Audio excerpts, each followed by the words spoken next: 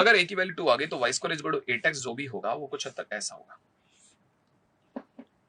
अगर ए की वैल्यू 2 है तो जो भी इसका फोकस होगा वो 2,0 होगा क्योंकि वो 1,0 होता है। और दूसरी बात ये कि पीछे कहीं डायरेक्ट्रिक्स होती है और जो फुट ऑफ डायरेक्ट्रिक्स होगा वो -2,0 होगा और ये वाली line x is equal to -2, ये वाली line x is equal to 0 हो जाएगी, है ना। अच्छा, जो बेसिक चीजें खटखट एक इसके समझाने से समझ में आ गई वही है। अब p अपने आप में एक ऐसा पॉइंट है जो कि -2,4 बताया जा रहा है, -2,4 और बट ऑब्वियसली इसी लाइन पे कहीं होगा, माने डायरेक्ट्रिक्स पे कहीं होगा और वो भी 4 अप होगा, 4 पॉइंट अप होगा तो कहना मतलब यहां कहीं वो वाला पॉइंट p माना जा सकता है जिसे आप -2,4 पढ़ रहे हैं। अब क्वेश्चन वाला कह रहा है q and q dash be two distinct points on E such that the PQ and PQ dash are the tangents। देखो ये यहां जाके कहीं मिलेगा, एक टेंजेंट यहां से कहीं ड्रॉप हुआ है वो यहां कहीं मिलेगा। इस पॉइंट का नाम Q dash है और इस पॉइंट का नाम Q है। PQ and PQ dash are the tangents from P on E, ऐसा लिखा जा रहा है, ठीक है ना। अच्छा, अब एक और बात, यहां अगर मैं Q और Q dash को मिलाता हूं तो Q और Q dash को मिलाने वाली लाइन फोकस से गुजरेगी और इसका नाम फोकल कॉर्ड होगा। क्यों होगा? एक हाईलाइट है, एक important point of tangent important point of parabola है, वो ये कहता है कि tangents drawn from extremities of focal cord of parabola y square is equal to 4x meets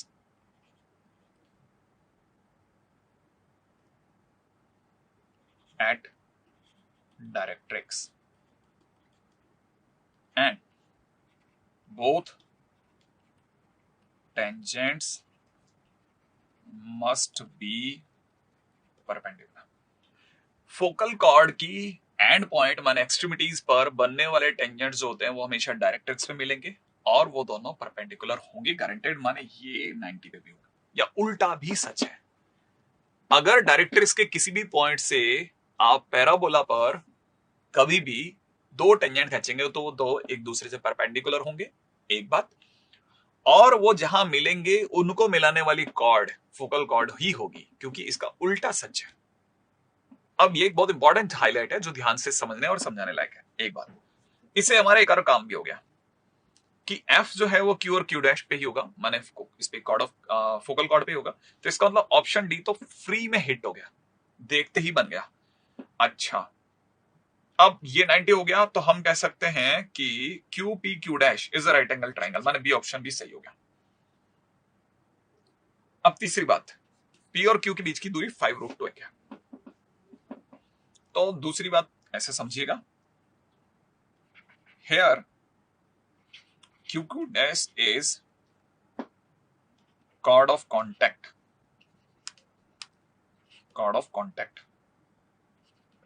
from P से chord of contact है और chord of contact T equal to 0 होता है, T इक्वल टू 0 माने चेंज। तो आपका जो y square है और जो 8x है, y स्क्वायर की जगह आप लिखोगे y1 और y1 की वैल्यू यहाँ पे 4 है। 8x में से 4 कॉमा ले लो, 2x की जगह लिखोगे x प्लस x1 और x1 की वैल्यू -2 है तो x -2 ये हो गया और ये दोनों हटाने पर आपके लिए लाइन हो गई x minus y minus 2 equal to 0 ये। अच्छा, लेकिन हमें तो दूरी निकालनी है किसकी, p की f से, माने ये डिस्टेंस निकालनी है। तो इसका मतलब अब हमें चलना है तीसरा point, distance of -2,4 from x minus y minus 2 equal to 0 is modulus में x की जगह पे -2, y की जगह पे 4 -2 का मॉड अपॉन में अंडर में 1 का स्क्वायर प्लस -1 का स्क्वायर, इसके कोफिशिएंट का स्क्वायर। इसका मतलब 8/√2 माने 4√2, जबकि 5√2 बोल रहा है, इसका मतलब ये तो गलत हो गया ऑप्शन। चलो एक और काम खत्म हुआ। अब अगला ए क्या कहता है, ए कहता है कि PFQ अपने आप एक राइट एंगल ट्राइंगल है। PFQ माने उस साइड का, माने ये 90 है क्या? अब आपको ये पता होना चाहिए कि यहां पर QQ डैश ये वाली लाइन है, ठीक है। तो मैं चौथी बात लिख रहा हूं, स्लोप ऑफ QQ डैश, ठीक है ना। वो तो देखते ही बता देता हूं मैं आपको कि slope of Q dash is equal to में y इक्वल टू m1 है, ठीक है ना। और m ऑफ PF का स्लोप मैं बता देता हूं, स्लोप ऑफ इसका निकालने के लिए 4 माइनस 0 अपॉन 2 माइनस माइनस 2 बोले तो x माइनस y कर दूं मैं कितना, x माइनस 2, इसका तो 1 हो गया, इसका 4 माइनस 0 अपॉन माइनस टू है, सॉरी नीचे माइनस टू बोले तो -1, बिल्कुल। तो मैं कह सकता हूं कि PF अपने आप में परपेंडिकुलर है, PF is perpendicular to QQ dash. इसका मतलब ये 90 डिग्री बन रहा है, और अगर ये 90 बन रहा है तो हाँ yes, triangle PFQ is right triangle, माने ए ऑप्शन भी सही है। तो देखिए साहब, ये तो हुआ एक और क्वेश्चन, मतलब एक क्वेश्चन, और मुझे नहीं लगता कि जरा सा भी मुश्किल है। बेसिक कंपोनेंट्स को यूज करते हुए क्वेश्चन बनाया, और आप में से कोई भी स्टूडेंट जैसे इस क्वेश्चन को देखेगा उसे अच्छा लगेगा और वो क्वेश्चन आराम से कर सकता है। तो इससे हमारे को एक चीज समझ में आ गई कि ये वाला क्वेश्चन तो साहब बहुत अच्छा क्वेश्चन रहा। तो जिस भी स्टूडेंट ने 2021 में क्वेश्चन आया होगा वो पैराबोला का अगर थोड़ा सा भी जानता है, जैसे मैं कहता आया हूँ conic section, vector three D, कुछ ऐसे चैप्टर्स हैं जिन पे कमांड की जाती है, जिनके क्वेश्चन बाहर से नहीं आएंगे। मतलब आप ऐसा नहीं सोच सकते सर बिल्कुल बिल्कुल बाहर आ गया, डोमेन से बाहर था सर मेरे, ऐसा नहीं होगा। तो क्वेश्चन डुएबल था, और ये भी देखो आपके सामने, मैंने आपके सामने कराया, मेरे को तो कोई खास मुश्किल लगा नहीं, और मुझे पूरी उम्मीद है आप में सभी को भी ठीक ठीक लगा होगा। अगले क्वेश्चन के ऊपर बात करते हैं। नेक्स्ट क्वेश्चन हमें क्या कहता है। अगला क्वेश्चन तो साहब बहुत बड़ा क्वेश्चन है, इसने तो मुझे ही छोटा कर दिया अगर ध्यान से देखोगे तो। ठीक है, क्वेश्चन वाला कहता है कि एक सर्कल C1 है, एक सर्कल C2 है, इंटरसेक्ट करते हैं x और y पर। एक और सर्कल है C3 जो कि सेटिस्फाई करता है इन कंडीशंस को। पहला, C3 जो है उसका सेंटर C1 और C2 को मिलाने वाली लाइन पर है, पहला ऑप्शन, पहले कंडीशन है। दूसरी कंडीशन है C1 C2 जो है दोनों के दोनों C3 के अंदर लाई करते हैं। C3 जो है वो C1 को टच करता है M पर और C2 को टच करता है N पर। Let the line x and y intersect C3 at Z and W. Let the common tangent of C1 C3 be the tangent to the parabola this. Okay, तो इनमें से ये लाइनों को मिलाओ आप, मैच द कॉलम का क्वेश्चन है। तो चलिए साहब क्वेश्चन को छोटा करते हैं। पहली तो चीज यही है कि पहला जो सर्कल है वो अपने आप में x square plus Y square is equal to 9 है, और एक और सर्कल भी है मार्केट के अंदर, वो 4 रेडियस का है। ठीक है, और ये कुछ हद तक ऐसे है, अगर आप समझते हैं इसको समझिएगा, ये क्वेश्चन कुछ ऐसा है। मतलब मैं अगर इसका डायग्रामेटिकली अगर इसको एक्सप्लेन करने की कोशिश करूं तो ये ऐसा है। इसको, इसका सेंटर जो है इसको अपन ने C1 नाम दिया, इसके सेंटर को C2 नाम दे देते हैं, और इन दोनों को मिलाने वाली जो लाइन है वो यूं है, ऐसे जा रही है। ठीक है, एक और सर्कल भी है मार्केट के अंदर जो कि ऐसे गुजरा है, ये ऐसा गुजरा है।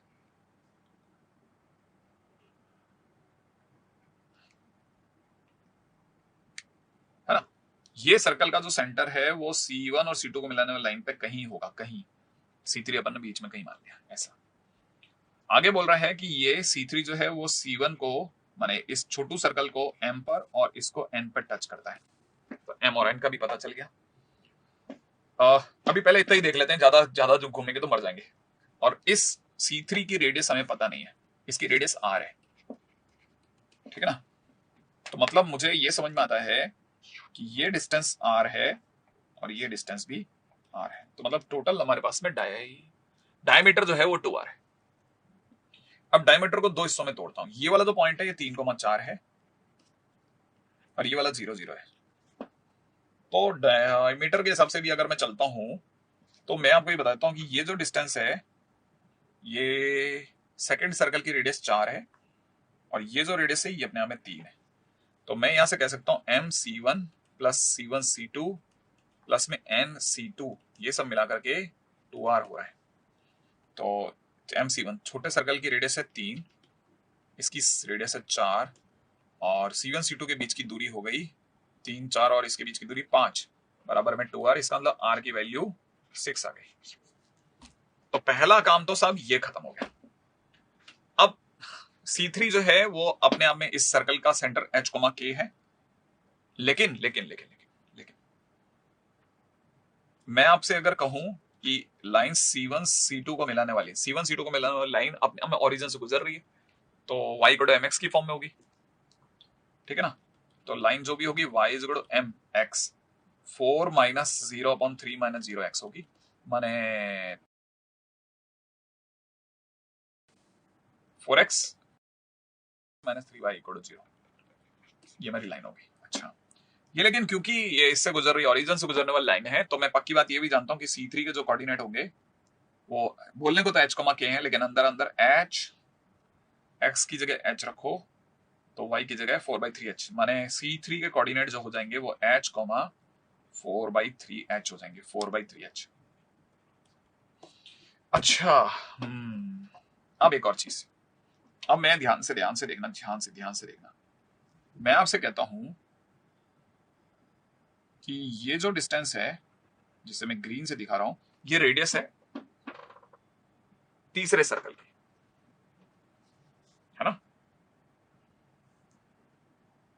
इसका मतलब MC3 जो है वो रेडियस है और वो R है।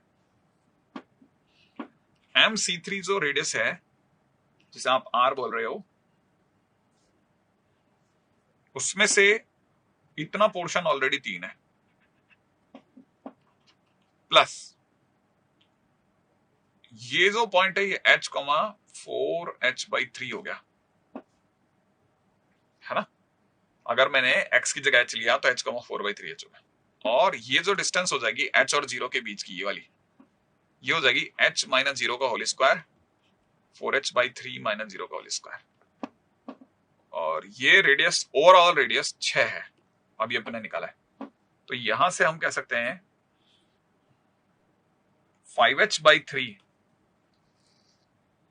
है ना, 9, 16, 5, 5h/3 इज इक्वल टू 3 है। इसका मतलब h की वैल्यू आपकी 9/5 होगी। h की वैल्यू अगर 9/5 हो गई तो C3 आ गया आपका h,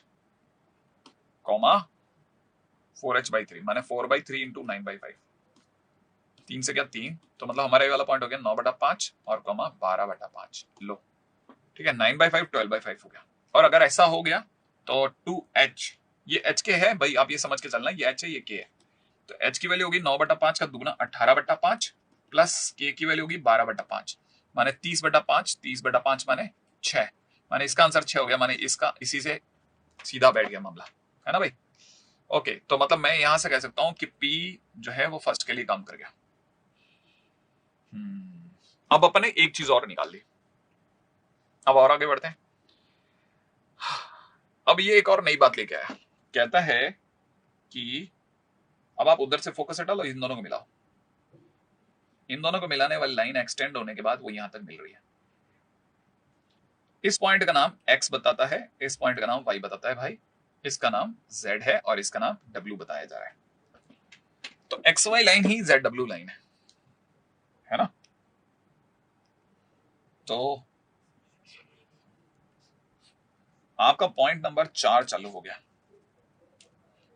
अगर आप मेरे से पूछेंगे लाइन XY क्या है, तो मैं सोच सकता हूं वो इसके परपेंडिकुलर है, तो इसका मतलब वो 3x। अच्छा, और एक और बात, लाइन XY जो है वो अपने आप में कॉमन कॉर्ड भी है,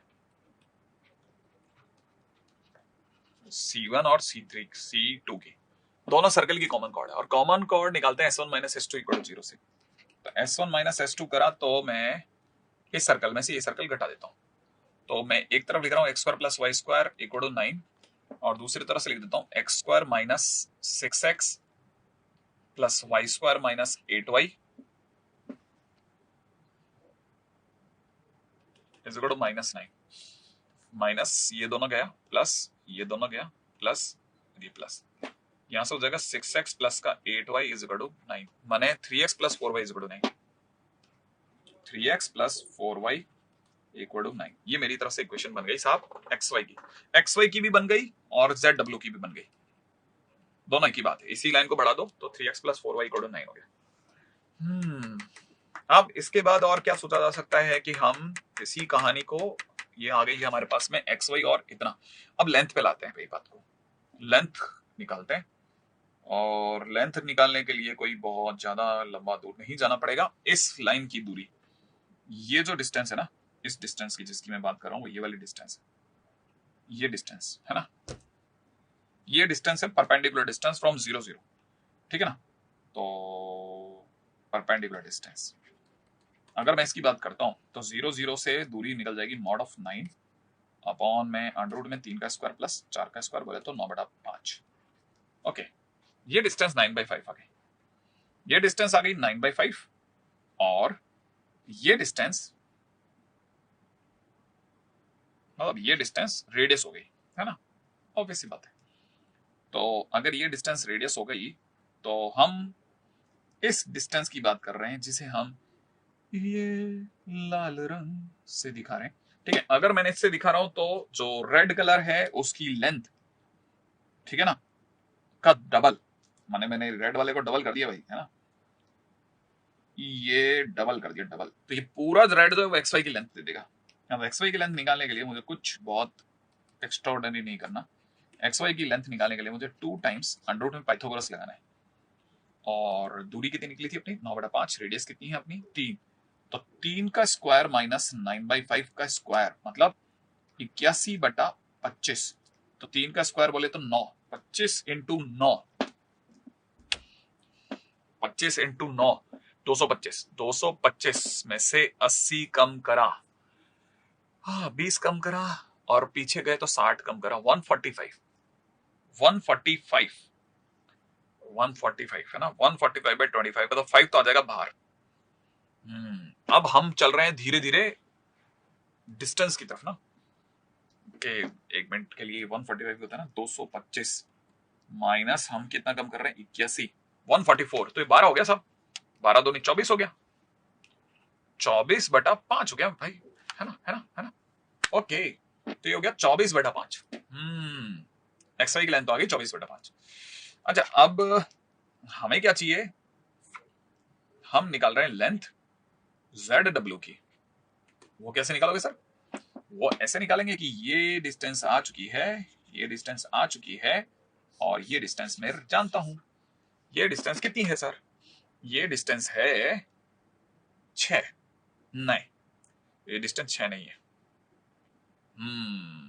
ये डिस्टेंस 6 नहीं है, तो इसलिए इस पे 0 0 से मत चलो, इस पे चलो आप C3 की जगह से, माने परपेंडिकुलर डिस्टेंस उस साइड से निकाली जाए तो काम बन जाएगा।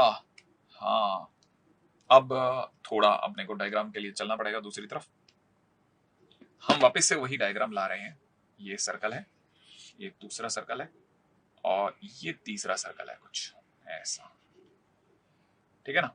हम इसको ला रहे हैं लाइन में, ये Z है हमारे पास में, इन दोनों को मिलाने वाली लाइन है, यहाँ कहीं C3 पड़ रहा है 9/5, 12/5, ठीक है, ठीक है, ठीक है, और यहाँ कहीं पड़ रहा है 3,4, और यहाँ कहीं 0 0 आ रहा है, ऐसा। अगर मैं इस लाइन को जानता हूं तो ये लाइन है 3x प्लस में 4y = 9। इसकी 9/5, 12/5 से दूरी निकालते हैं, और ये डिस्टेंस, ये वाली डिस्टेंस डिक्लेयर हो जाएगी। लेंथ ऑफ ZW निकालते हैं, कोई डिस्टेंस फार्मूला लगाएंगे। हम पहले हमारा पॉइंट है C3, उससे लाइन की डिस्टेंस निकालते हैं। अगर डिस्टेंस निकालेंगे तो डिस्टेंस कितनी निकलेगी, 2 times under the root of, sorry distance हमारी निकल जाएगी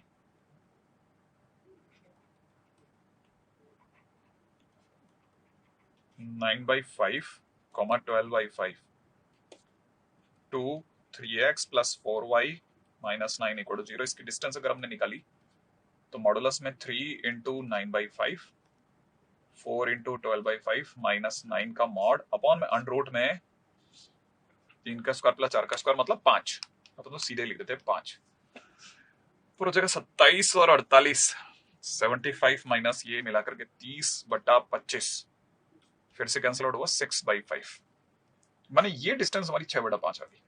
इसको क्या दिखा, बस आप यूं समझिए ये डिस्टेंस हमारी 6/5 आ गई। अब हमने ये ट्राइंगल बनाया और उसमें हमारे को ये वाली साइड निकालनी है, ये वाली साइड, ये ट्राइंगल मेरे को पाइथागोरस से मिल जाएगा और मैं इसका डबल कर दूंगा तो मेरे पास ZW की लेंथ आ जाएगी। तो length of ZW is equal to में 2 times under the root of, पहले पाइथागोरस का यूज कर रहा हूं, ये डिस्टेंस 6 है, रेडियस बड़े सर्कल की। अगर बड़े सर्कल की रेडियस 6 है तो फिर 6 का स्क्वायर माइनस में ये डिस्टेंस है 6/5 का स्क्वायर, माने अपन सीधे सीधे लिख लेते 36 माइनस 36/25, तो एक तरह से 36 बार आ जाएगा, कॉमन आने के बाद ये अंदर आ जाएगा, ये तो जगह 12, अंडर रूट में आ जाएगा 24/25 का 5, 24/5 है ना। 24 का मतलब होता है 4 × 6, तो मतलब ये 2 और बाहर आ जाएगा, तो 2 से 12 होने के बाद 24 यहाँ आ जाएगा और अंडर रूट में 6 रह जाएगा। इसका मतलब अब मेरे से क्वेश्चन में आप मेरे से मांग रहे थे कि लेंथ ऑफ ZW, तो लेंथ ऑफ ZW तो आ गई मेरे पास में, और लेंथ ऑफ ये 24/5 आया, सही है। तो ये हो गया 24 √6 डिवाइड बाई 5, और नीचे आपका 24/5, पूरा एज इट इज 24/5 से कटेगा, √6 आता है, माने Q जाकर के हिट हो गया सेकंड को, सही है। तो Q का तीर सेकंड को लग गया, तो ये हमारा अगला टास्क पूरा हो गया। अच्छा अभी ये लेकिन बात यहाँ खत्म नहीं हुई, अभी बहुत आगे जा रही है। अभी कह रहा है कि नहीं साहब, अब बात करो अब हमसे ट्रायंगल के ऊपर।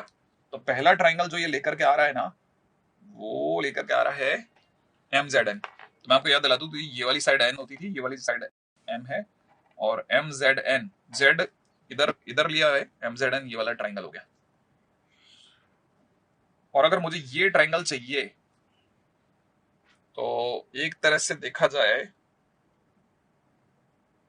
मेरे पास लेंथ ऑफ MN पड़ी है, ट्रायंगल MZN इस जगह में हाफ बेस हो जाएगा MN इंटू हाइट हो जाएगी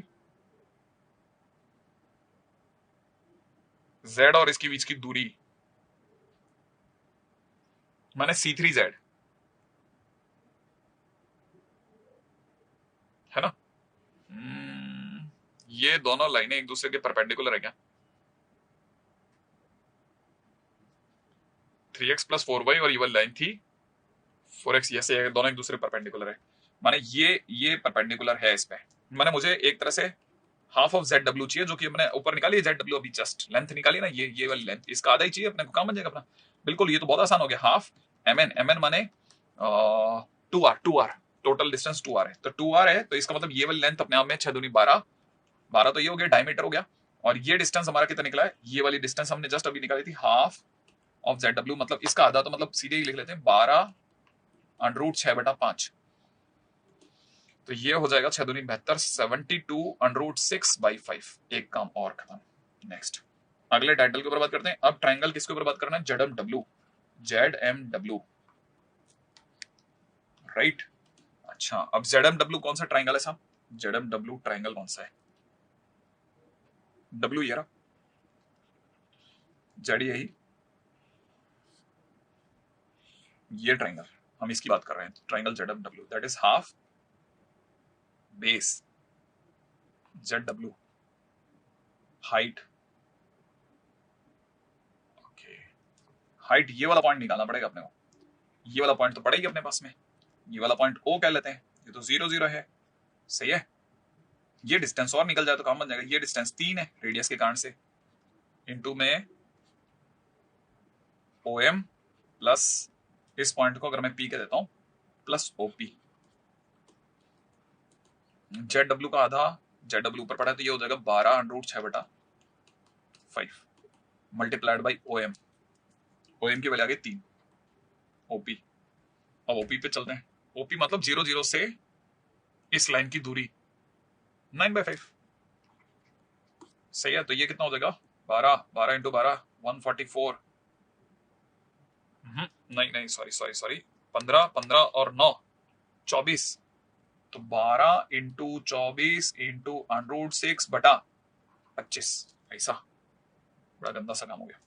अब इसका रेशो निकाला है, तो हमको चाहिए 72 √6/5 अपॉन 12 × 24 × √6/25, राइट। तो 12 से गया 6 बार, 6 से गया ये 4 बार, √6 से √6 पूरा साफ हो गया, 5 से गया ये 5 बार, तो 5 ये वाला तो ऊपर चला जाएगा, 5/4। ओ वेरी गुड, इसका आंसर R के जगह लग गया, माना हमारा पूरा काम ऑलमोस्ट सेट है। अब देखो आंसर में हमारे पास 5/4 ही आ चुके हैं, ठीक है। वैसे ऑप्शन वाइज अगर देखा जाए तो ऑप्शंस में हमारे पास में फर्स्ट का S 21/5, ये तो नहीं था, शायद 6 आंसर था फर्स्ट का, तो ये रॉन्ग हो गया। फर्स्ट का U, तो ये तो वैसे ही रॉन्ग हो गया। फर्स्ट का तो P है ना, सेकंड का Q हाँ, इसका आंसर क्यू है, बराबर, ये वाला आंसर बराबर। और थर्ड का बोला नहीं है, लेकिन अदरवाइज थर्ड का आर होता, मतलब जो हम लोगों ने ऑलरेडी निकाल लिया। तो मतलब मुझे ऐसा लगता है कि हम अपनी तरफ से इसे कर सकते हैं। डुएबल क्वेश्चन था और बहुत इजी था, ठीक है ना। लेंदी था, नो डाउट, इसमें कोई डाउट ही नहीं है। ठीक है, तो चलते हैं सब अपन अगले क्वेश्चन की तरफ। बाकी अगला क्वेश्चन तो इसके बाद अल्फा तक जाने की जरूरत ही नहीं, हमारे क्वेश्चन का पार्ट ही नहीं वो। चलिए, हालांकि हम थोड़ा आगे निकल गए, लेकिन क्वेश्चन अपने one of the fantastic question था। अगर बाय द वे हम लोग नेक्स्ट क्वेश्चन की चर्चा करते हैं, तो नेक्स्ट क्वेश्चन हम लोगों को क्या देता है, देखते हैं।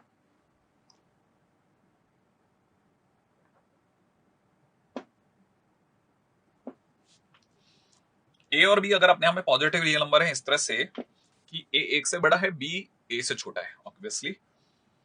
अच्छा, बी ए से छोटा है। पी अपने आप में एक पॉइंट है फर्स्ट क्वाड्रेंट में that lies on the hyperbola this.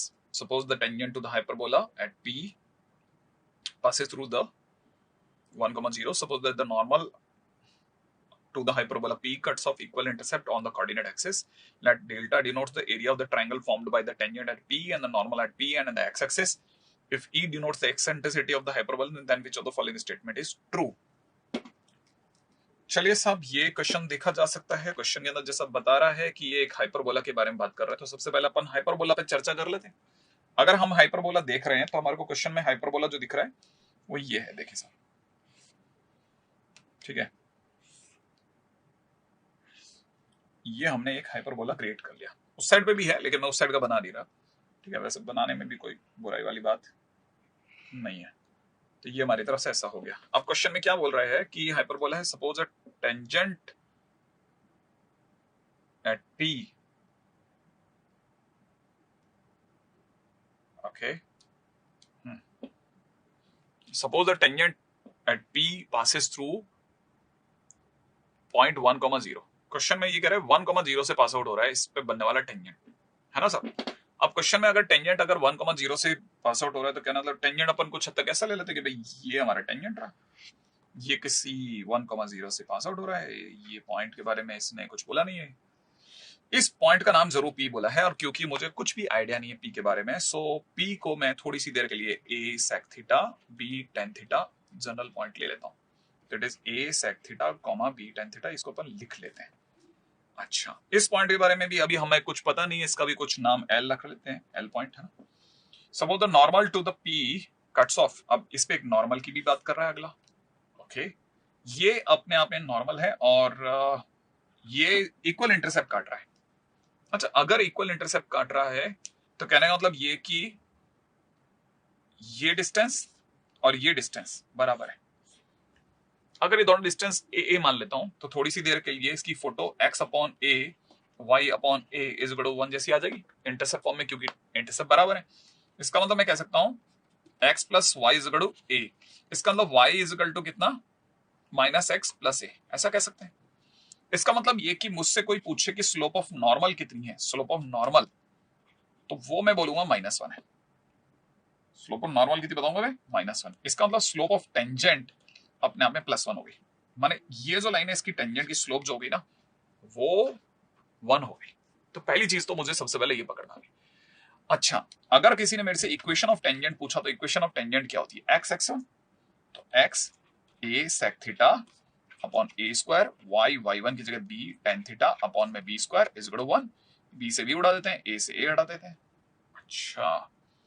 अच्छा, ये जो इक्वेशन ऑफ टेंजेंट आई, ये equation of tangent is passing through 1,0, तो 1,0 से सेटिस्फाई करेगा। तो यहां हो जाएगा sec theta divide by a -0 is equal to 1, माने a की जगह आ गया sec theta, sec theta a हो गया, ओके। अगर sec थीटा a हो गया, अच्छा अब स्लोप ऑफ टेंजेंट, अगर बाय द वे इससे किसी ने मेरे से कहा कि स्लोप बताइए आप कितनी हुई, तो स्लोप होता है माइनस में y का कोऑर्डिनेट, y का sorry x coordinate upon y coordinate, minus का x coordinate upon y coordinate, that is sec theta divide by a upon tan theta by b। इसकी वजह से b ऊपर आ गया और tan थीटा नीचे चला गया। और ये हमारे को सरकार कह रही है कि स्लोप ऑफ टेंजेंट जो है वो 1 है। इसका मतलब a की जगह sec थीटा की जगह a, तो ये दोनों तो कैंसिल आउट ही हो गए। तो हम कह सकते हैं, अच्छा यहाँ पे माइनस माइनस प्लस हो गया, इसका मतलब ये कि b is equal to tan theta. लो भाई, ये तो कमाल ही हो गया, a और b आ गए sec थीटा और tan थीटा में।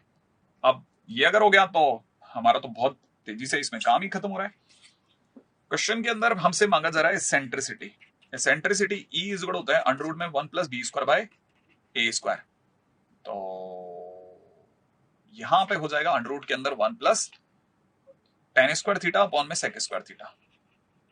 तो टेन थीटा मतलब साइन बाई कॉस, सेक माने 1 by cos, cos cos cut के 1 plus sine square theta, under root के अंदर 1 प्लस साइन स्क्वायर थीटा। और बट ऑब्वियस है ये जो भी वैल्यू होगी वो रूट 2 से तो कम होगी, क्योंकि sine theta max to max 1 दे देगा, तो रूट 2 से तो छोटा होगा। अच्छा 1 से बड़ी होगी, इसका मतलब मैं यहाँ पे क्लियर कह सकता हूं कि ई जो भी होगा वो अपने यहाँ पे 1 से लेकर के रूट 2 के बीच में ही होगा। मिनिमम 1 से रूट 2 है ना, तो 1 से रूट 2 माने ए ऑप्शन सही बैठ गया और बी ऑटोमेटिकली आउट हो गया।